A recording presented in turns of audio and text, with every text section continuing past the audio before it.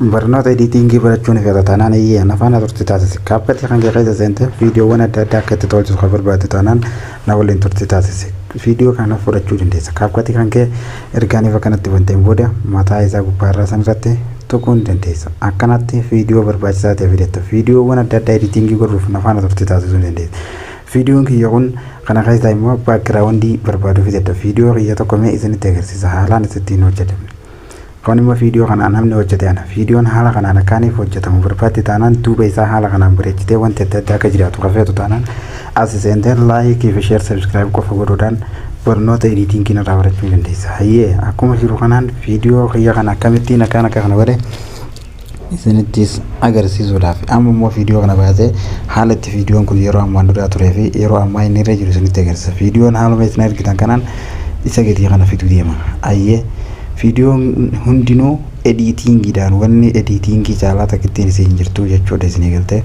Kanaafuu maaliin godhe miidiyaa tokko fidadde takkaa'u baakgiraawundii ajaa'ibaa tokko baakgiraawundii kan akkana fidee kaayyatee wal qixxeeffata isin.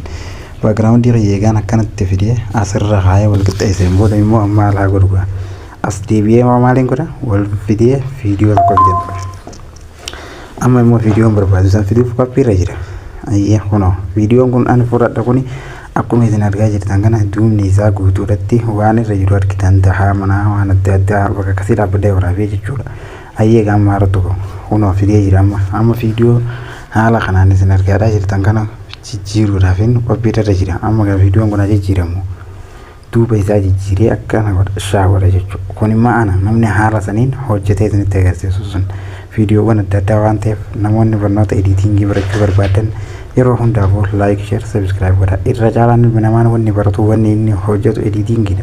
Haaluma ammaan tan argaa jirtan kanaaf viidiyoon kun anaatu duuba isaa jijjiiree baakgiraawundii isaas haala kanaan jijjiiree jechuudha. Kan inni kana ta'uu maali kaapkatii kan qofaani. Anis yeroo hunda barnoota adda addaa qabadhee isin barsiisuuf qophiidha. Isinoo maal gootan like fi share subscribe godhuudhaan nafaan turte.